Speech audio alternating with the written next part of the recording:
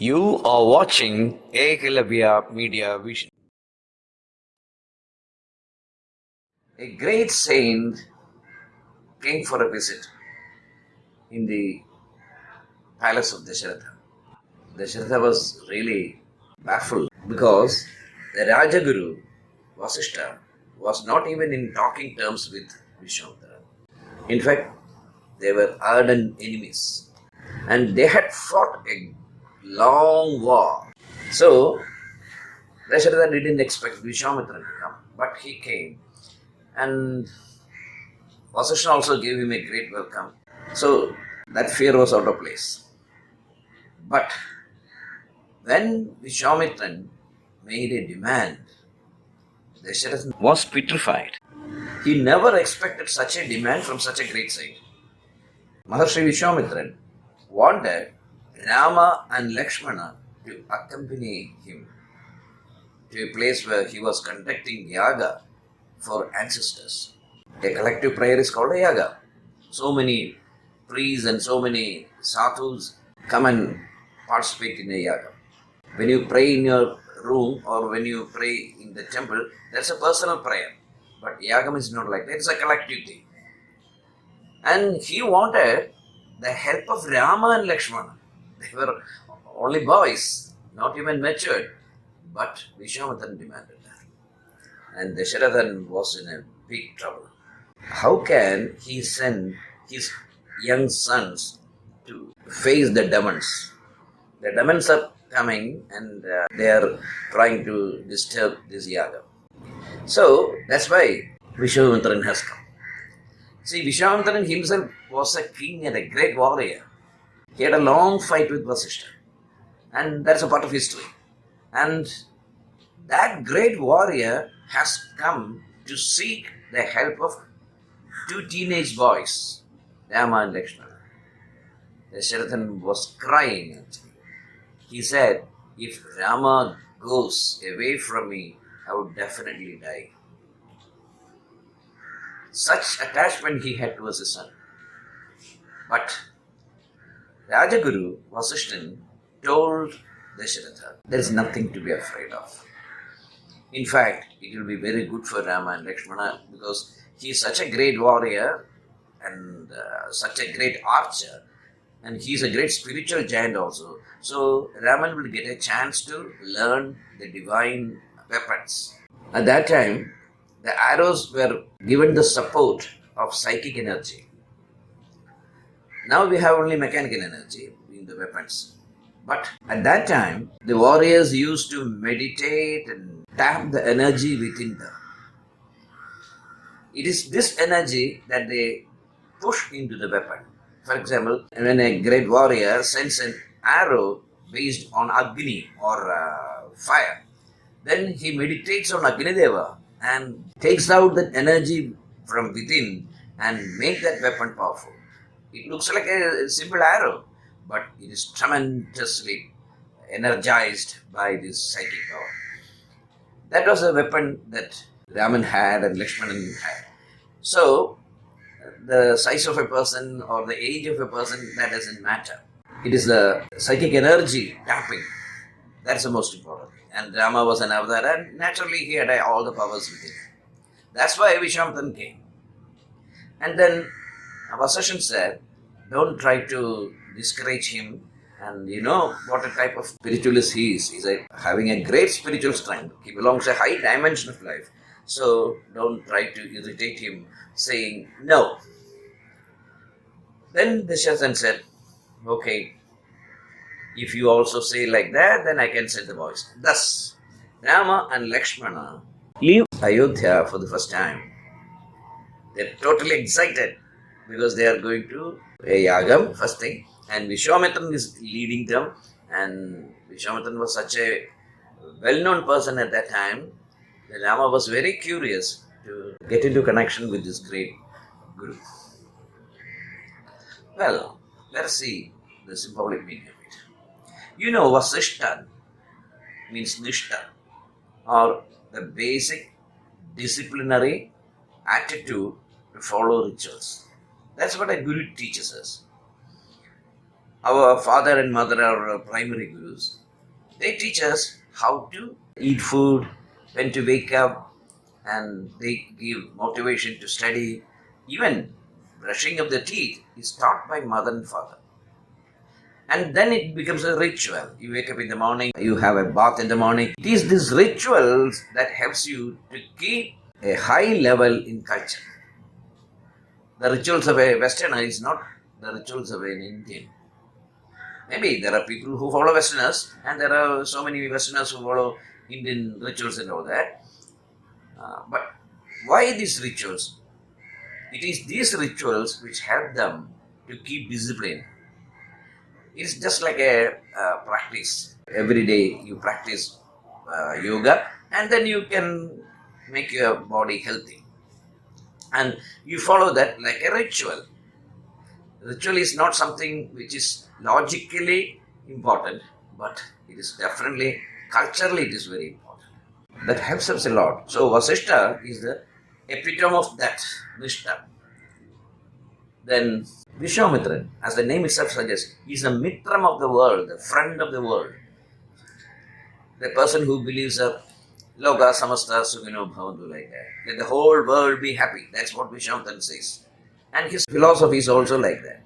And when you follow such a life, then there won't be much importance in rituals in that life.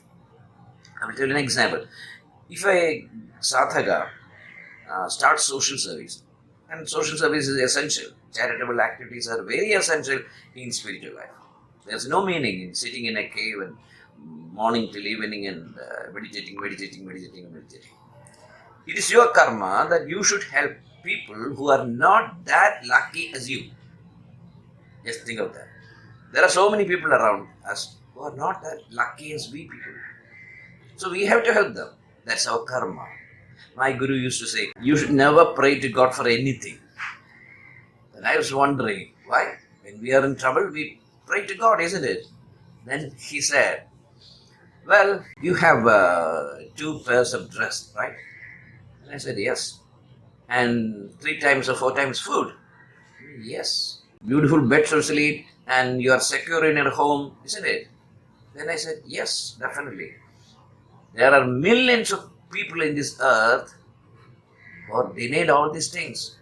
They don't have good dress, they don't have food every day, and sometimes even a room to sleep. They are always insecure.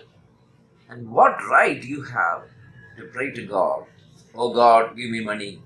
Oh God, give me a building. And oh God, give me a great job and all that. See, you are a gifted person, isn't it? You are a lucky person. When we compare with them, our lives are very, very beautiful. We are very lucky persons. So, first let them pray, then only you have to pray. Well, that's true in one angle. But we are all ordinary human beings.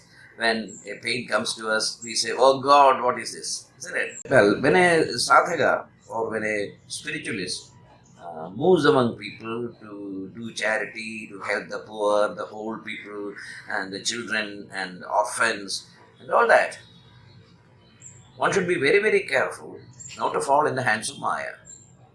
That's why Dasharathan was afraid. Dasharathan is a person who has totally controlled himself, isn't it? That is Dasharathan.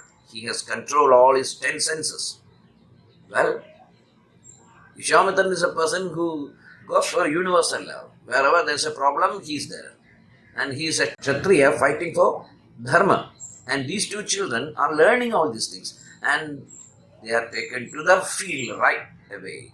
And that makes Dasharatha unhappy. That's why he doubts Vishvamitra. Then Vasishtha says that if you keep these rituals, this discipline, these everyday rituals, then nothing will happen to you. You won't be taken by Maya. And Dasharatha agrees with them, and Rama and Lakshmana goes. See, in a spiritual life, it is absolutely necessary that you have a very disciplined life. It is very, very essential. Our gurus have prescribed the rituals.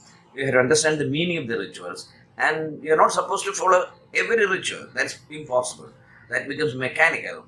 and you have to totally get convinced that this ritual will help me or this is logical and all that. So rituals are very, very important, and the gurus never give a very strict order that you have to follow these principles or you have to follow these rules and all that. For example, in Christianity there are 10 commandments, isn't it? In Islam there is Shariat rules, and a Muslim is supposed to follow that strictly. If you want to become a real Christian, you have to follow the 10 commandments. But it's not like that in Hinduism. The gurus only suggest. It is you who decide whether to do it or not, and even how to do it. So there's a total freedom in Hinduism. So there are no commandments, there are no orders, there are no rules and regulations, there are no do's and don'ts. Everything is served on your table, and it is you who decides what to accept and what not to accept. This is like a buffet dinner. You can select what you want and follow. If you are intelligent, you will definitely select the rules that will suit you. See, vegetarianism is suggested, example. It's very good to become a vegetarian, physically, mentally, and spiritually. But there are certain places where there is no vegetables. Even in India, there are places like that. You get only meat, and how will you survive there? You have to eat meat. That's your decision. So, these rituals are not universal, or these rituals are not hard, fast rules. You should be intelligent. Yogeshu kaushala. A person has to use his intelligence when you apply these rituals. But once you apply these rituals, you will be able to keep away from the clutches of Maya. That's what Vasishtha tells you. That's what Dasharatha understands, and Vishvamitra is taking the voice to the field. Sri Rama, your God nature, Lakshmana, your decision to follow your target, and Nishtas, the rituals taught by Vasishtha, and Dasharatha's principle, control of the eyes, control of the tongue, control of everything. And this discipline, all these things help you when you take part in the charitable activities and all that. So it is very necessary that sadhaka should do charitable activities. You should help other people. You should help those people who are not as lucky as you. That's your duty.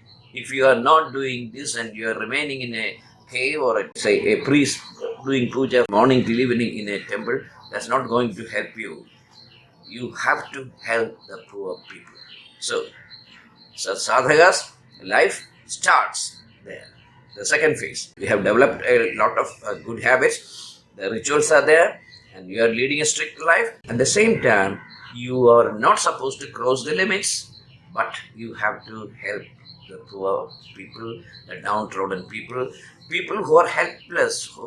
It can be in a small way or a big way, whatever that is. But a sadhaka should be helpful to the nature, to the people and his brother.